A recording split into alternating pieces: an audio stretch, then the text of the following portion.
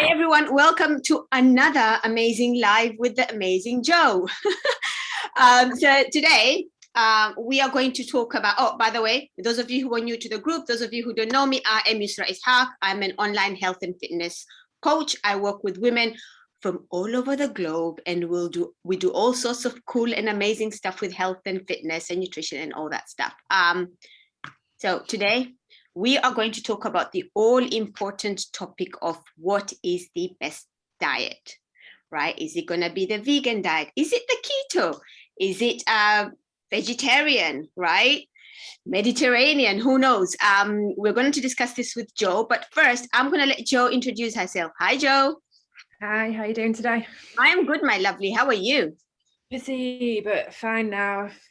This is now my relaxation point where we sit and talk about nutrition. So I know, and this is where all the cool, fun topics start to come out, right? Especially when it comes to diets and the types of diets that are out there, which is like a gazillion of them, right? Mm-hmm. So I'm going to ask you a few questions to start with, Joe. What is the best diet? What are we looking at? Is there one specific diet that everybody should do? Like so many things in nutrition, the correct answer to that is it depends. Unfortunately, I think part of the problem is so many people want a black and white answer. They want to be told this is the best solution. Do not do this. You must do this. But unfortunately, I think a lot of the time people just forget that we are all so individual as people. Like, even if I went, this is the best diet on paper, what if it's got something you don't like the taste of? What if it's got something you personally happen to be allergic to? What if it's out of your budget and you haven't got the money to buy the stuff that I put on this magic list? So I think when you think about the question, what's the perfect diet? What it should be is what's the perfect diet for you, but also forget about perfection and realize that there's no such thing as the perfect diet. What you need to find is the best diet that fits your personal preferences, your lifestyle, your budget, and your goals. So depending on what you want to achieve, for example, obviously a lot of people in your group are looking to build muscle. A lot of them may be looking to lose weight. Some of them may just be wanting to optimize their health and just be and feel as good as they can as possible. So you can obviously tweak your diet based on your goals, but whatever you do, it has to fit into your lifestyle, because if not, yeah, you might be able to stick to it for a week or two, but if you don't like it or it doesn't fit in with your personal preferences and like the makeup of your day, you're just not going to stick to it. Yeah, absolutely. And we know this from research, right? One of the things that diets could fail is the lack of adherence, right? We're really quick into wanting results now, right? And we start to jump into all these different diets that may be restrictive, that make cut out food groups. And in the long run, we can't stick with it. So if we've lost weight on that diet, guess what? It's all coming back, right? Because if we don't understand the basics, of nutrition, or we don't understand how to eat in a way that we can sustain and adhere to, then yeah, that's not going to stick in the long run. Speaking of diets that cuts out food groups, let's talk about keto. Right, so what is keto, Joe?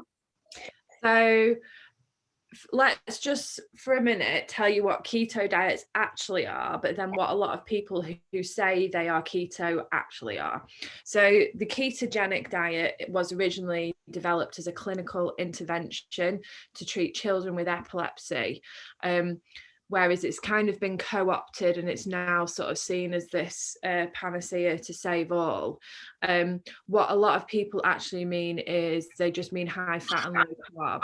Keto is actually very low carb, moderate protein and high fat.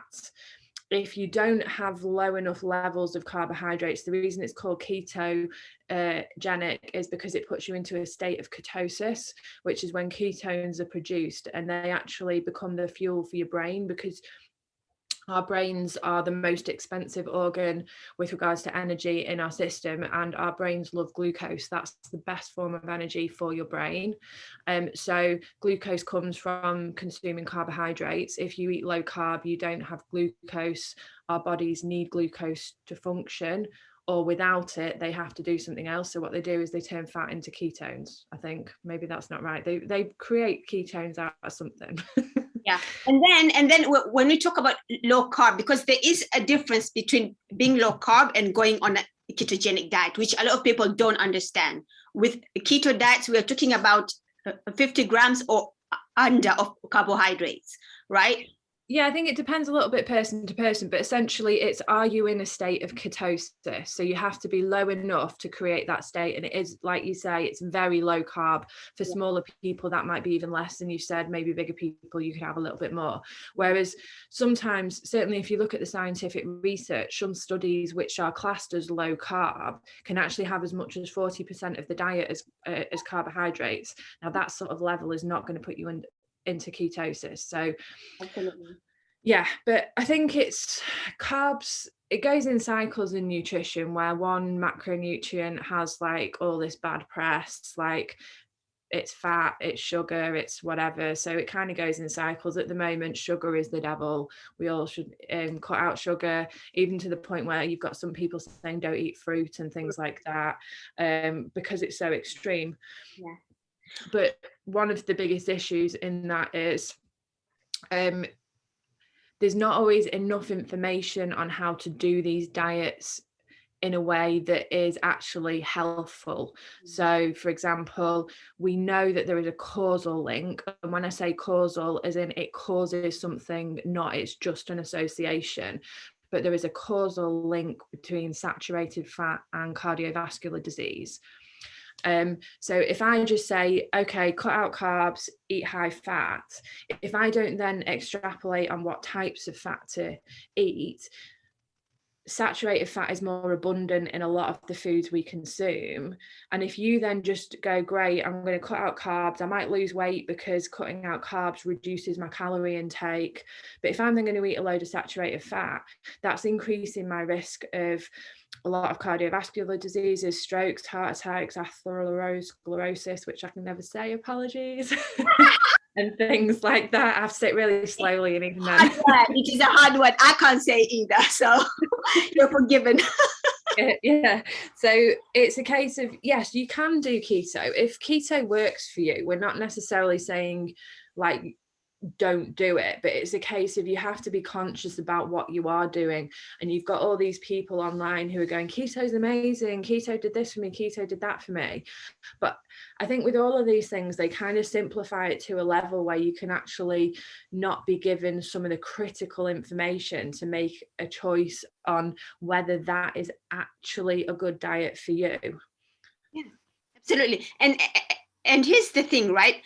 Apart from, its medical benefits to people with epilepsy and things like this, we know people lose weight on a ketogenic diet only because it allows them to create a calorie deficit. And a lot of people are able to create a calorie deficit on a keto diet because they remove big chunks of the junk foods that they eat. Those are the foods that are higher in calories, right? So you remove all the stuff that is in high calorie dense, highly palatable foods that you can eat a lot of, and yeah, you're going to lose weight, right? And this is why people jump onto the diet without understanding the risks behind it, right? Without understanding the long-term effects of it. As you said, we're looking at CVD, we're looking at things like cancer, breast cancer, and stuff like that, which all can be long-term side effects of high intake of saturated fats, right? Yeah, because I mean, the carbs that get the bad reputation are the things like bread and pasta and things like that. But the other things that are carbs are whole grains, legumes, vegetables, fruit. These are all things that we know are health promoting foods. Fiber is so important for things like digestive health, but also diets that are very low in fiber are much higher risk of colon cancer, especially if they're high in meat and things like that. So it's all well and good saying cut out carbs, and yes, maybe in instances you do need to look at refined sugars, processed foods, but a lot of carbs are great. They're really good. Yeah. Plus they taste amazing. Why would you want to cut pizza out of your life? Absolutely, I totally hear you. Now, having spoken about high fiber foods, let's jump into the vegan diet. All right, let's talk about veganism and what that area is all about. So there's a couple of ways to look at the vegan diets. So obviously a vegan diet is completely void of any animal products. Now there are different reasons why people go vegan. So I think we should possibly touch on that briefly. If you are deciding to have a vegan diet for ethical reasons, that's fine, you do you. Like there's no argument against omnivore diets being ethical. Like, or for environmental reasons, right?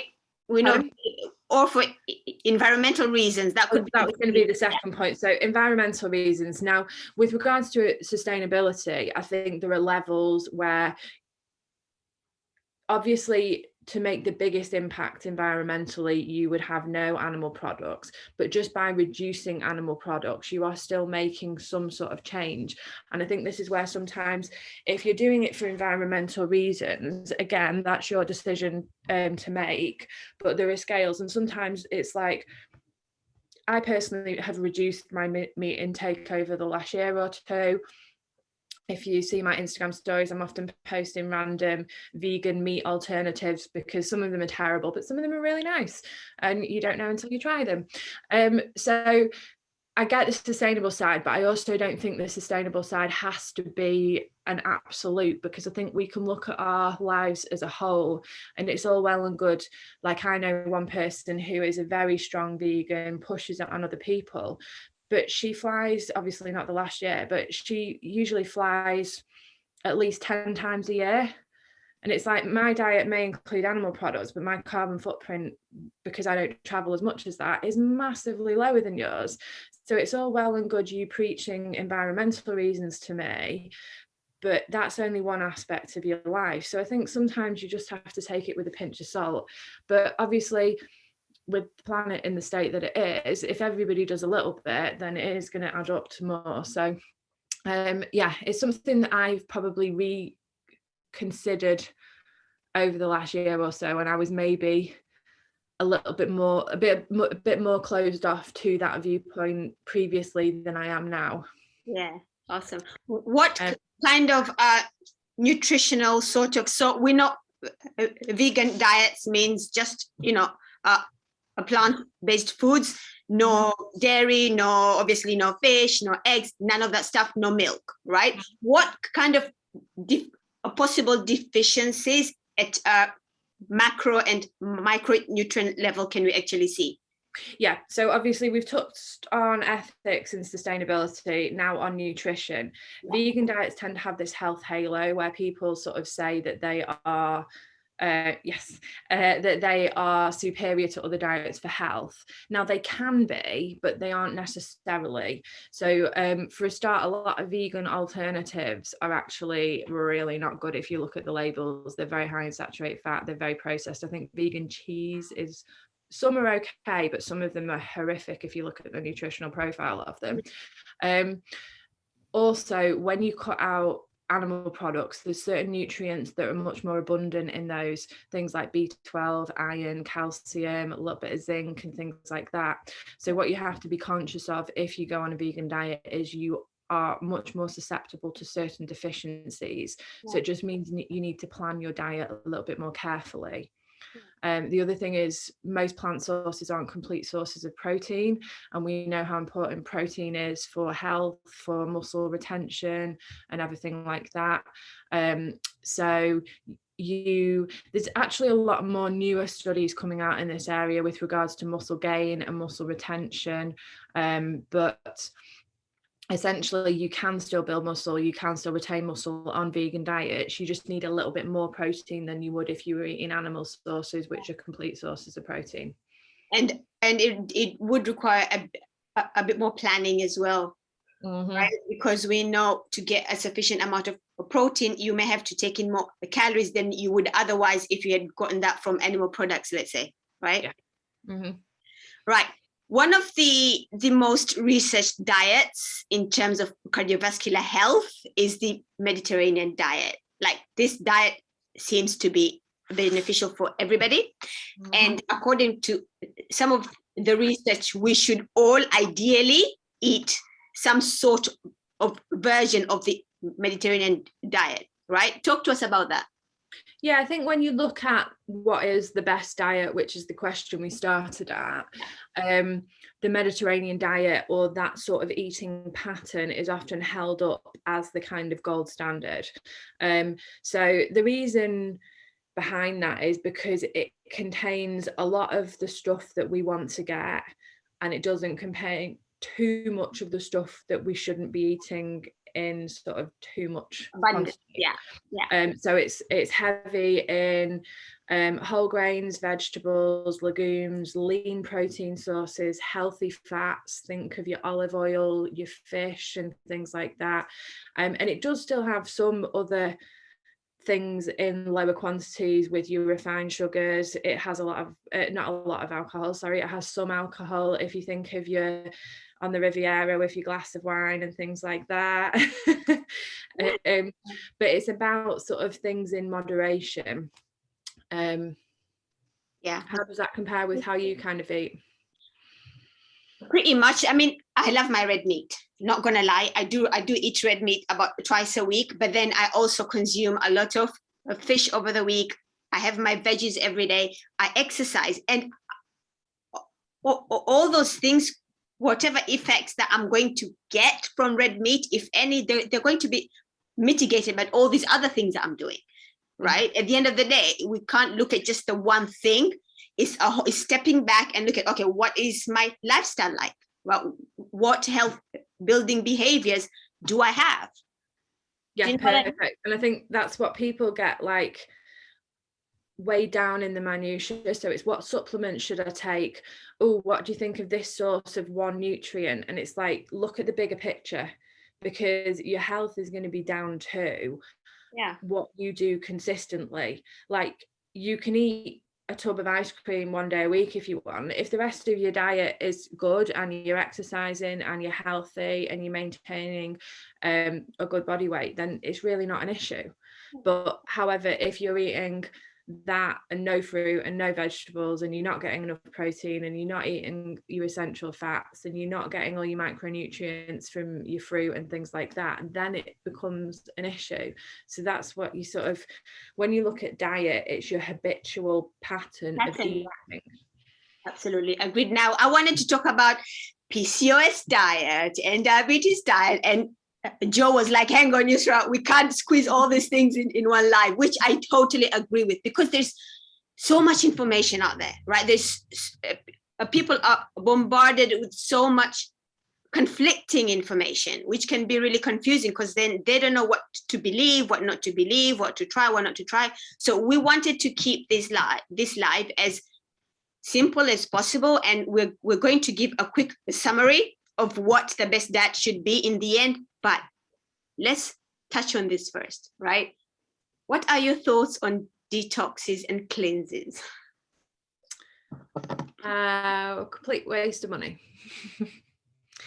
So it's basically like, if you are a healthy individual, you do not need to detox, because you have functioning liver, kidneys, skin, and everything else. So your body is designed to detoxify itself. You don't need, like, half of the stuff people sell are just like laxatives in fancy packaging, or a cleanse where, oh, you lose weight because you've literally not eaten anything for a week and you've just drank some powder mixed into water. Of course, you're going to lose weight if you don't eat anything. It's not because the cleanse is magic, it's because they've stopped you eating food. Yeah. Or you see some cleanses where it's like, for breakfast, have your veggies. For lunch, have your veggies. And this, essentially, all it's doing is telling people to have veggies, which we should have anyway. So I don't see how that's a cleanse. Yeah, I mean, I was in Sainsbury's, actually, sorry, not Tesco's. I alternate my supermarkets. And I was in the sports nutrition aisle because I was looking for protein powder. And they had fat burning pills. So I was like, right, I need to see what these are. They were £18 for a start. And they weren't, don't think you got that many for that either. And then, so I was like, right, let's see what these have got in them. And if you read the packaging, it says these work if you are in a calorie deficit. Oh my days. Like, if I'm in a calorie deficit, why do I need to buy pills for £18? And then this is the thing, is the marketing around these products that they catch people out. And this is why I say understanding the basics. You don't need to be a nutritionist or a dietitian to know how to eat well. Just understand the basics, right? And then I think, what you can do is, if you want to sort of build like an ideal diet, have a few staples and then you just sort of build around it. So what's your protein source for your meal? Depending on what that is and what time of day it is. Like, I eat fruit with breakfast and then I eat salad probably with lunch and vegetables with tea, or some sort of sorry, I'm Northern, tea means dinner. Because you have some international people, they won't get that. Be like, tea, she eats that with vegetables, isn't that a drink?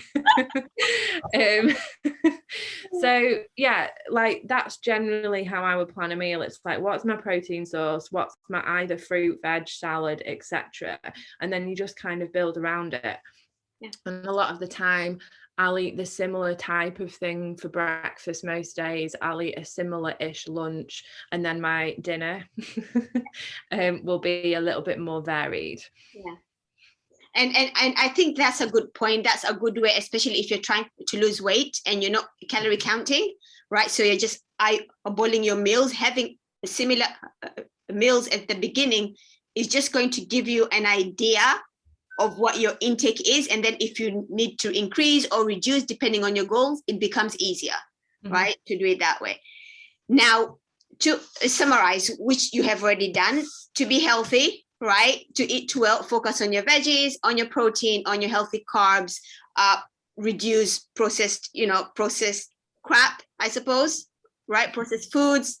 What else? Exercise, move, sleep. Get out in the sunshine. Get some sunshine, right? And please don't waste your money and effort, because it is hard. You start a cleanse, yay, I'm doing amazing, and then a few weeks later, everything's come back again, right? If you feel like your liver is not doing its job, please go see a doctor.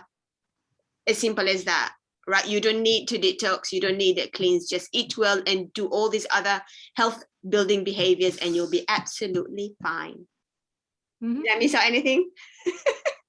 Well, I think the other side to health is also the social side of health. Yeah. And I think part of the Mediterranean diet, and the reason why that part of the world has sort of longer lifespans and stuff like that, is it's not just the nutrition and the exercise, it's actually their way of life. They're lower stressed, they get out into the sunshine every day. It's the close family, social connections and things like that. Because I know, like, we've all probably known people who've been on diets and they've like cancelled going out with meals with friends and things like that because they're anxious about eating out, and then they can't track the calories, they don't know how many calories there is. But then if you think about it, what's better for your overall health? Is it being around your friends and in a social environment, or sitting at home stressing about one meal of food? Absolutely. Yeah, and I think that just concludes this live. Thank you so much, Jo, for being here. Thank you so much, everybody, for watching. If you're going to watch on replay, #replay, and let us know how you like this conversation. I know you may have a lot of questions and things like it, so be sure to post them, and then we may, actually, I know we're going to have Joe back again to talk nutrition some more, because it's what we enjoy. And yeah, talk to you guys soon. Bye. Thank you.